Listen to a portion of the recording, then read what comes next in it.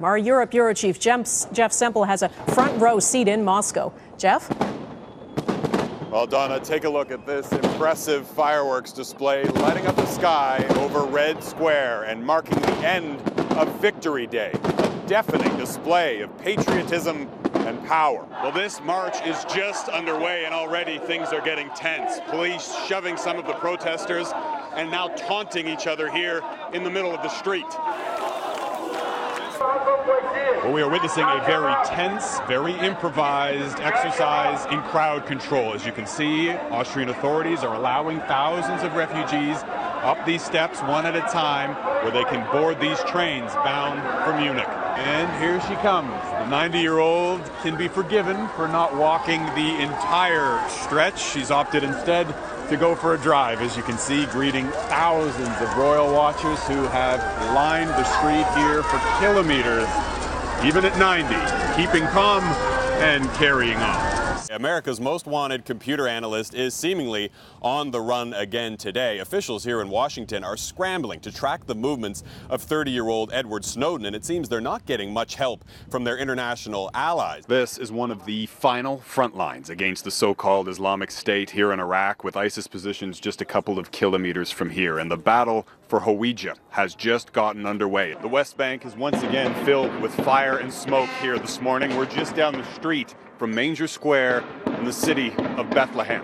And here's another sign of a conflict that's frozen in time. This is the DMZ, the Demilitarized Zone that separated the North and the South for the past 65 years. But recently, the DMZ has become a tourist attraction, with paying customers lining up to visit here. South Koreans may have gotten used to living in the crosshairs of their next-door neighbor, but the North's arsenal just went nuclear.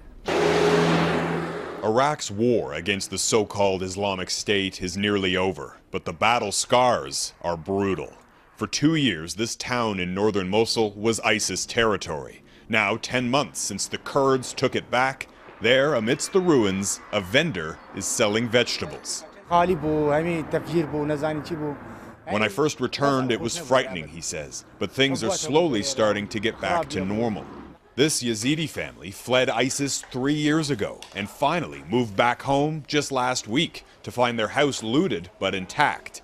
They survived ISIS but now worry about the repercussions from yesterday's Kurdish referendum. We live in the disputed territories claimed by both Kurdistan and Iraq, he says, so we will be one of the first people affected if civil war breaks out. The battle for Mosul forced more than 1 million people to flee their homes. Families, many with young children, who are now packed into refugee camps like this one that are scattered right across the countryside. In this camp north of Mosul, we met the Maji Hamid family, including 11-year-old Malik, a future pop star. The family has been living in this crouch tent for nearly a year. When ISIS attacked their home in Mosul, they lost everything, including their mother. Someone reported to ISIS that my wife was a Shia Muslim, he says, so ISIS took her out and executed her. ISIS has now lost nearly all of its territory in Iraq, but many of these families are too afraid to return home. Most of the IDPs who are here have been traumatized by ISIS. Around 3 million Iraqis are now refugees in their own country. This camp is running short on medical supplies, including those needed to treat the most vulnerable. This baby was born in the camp 2 weeks ago, inheriting a war-ravaged country whose future is uncertain at best.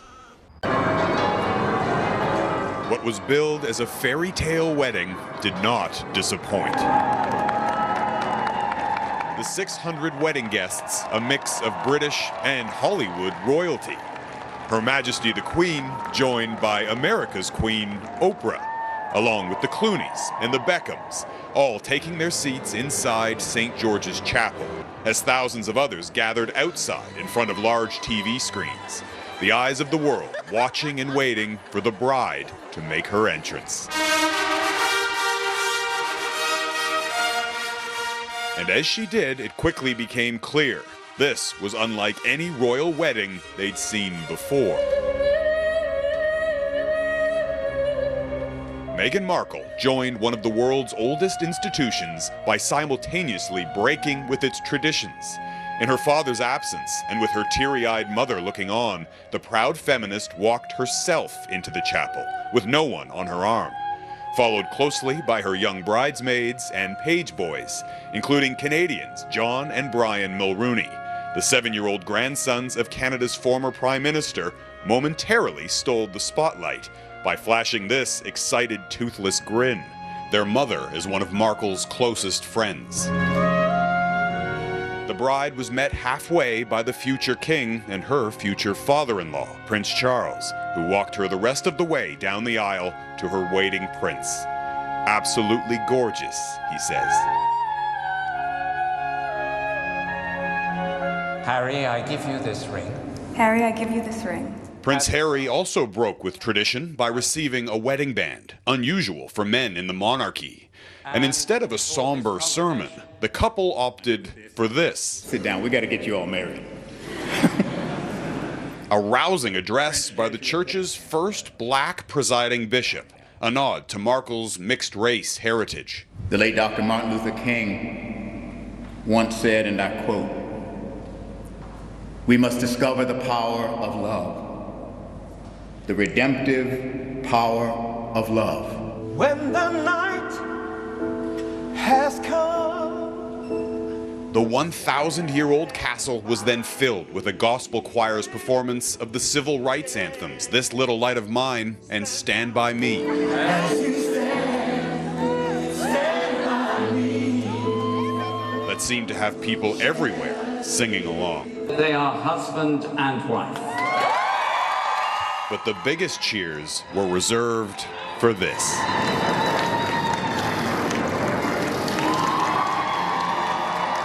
And this is the moment everyone has been waiting for. Here they come.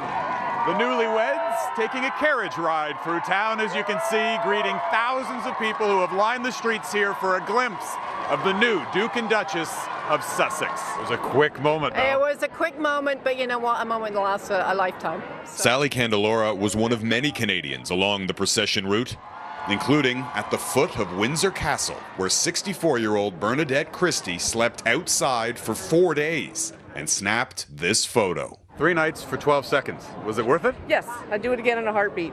Think about it, it's the last wedding before George. Last big one. You're right. So, and I don't know if I could do this in 30 years.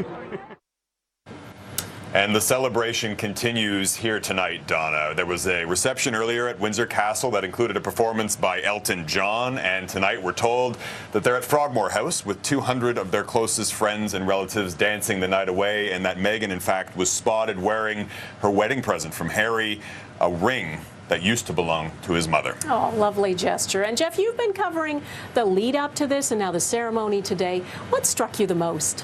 Well, you know, we cover a lot of these royal events, of course, and you get used to seeing the same group of die-hard royal fans at just about all of them. But, you know, there were 100,000 people out there today from Canada and right across the Commonwealth. They spent a lot of time, a lot of money to get here because they said they felt they needed to be here. A lot of them talked about just being depressed by the state of the world today and that they wanted to believe in a real-life fairy tale, even if it's just for today, Donna.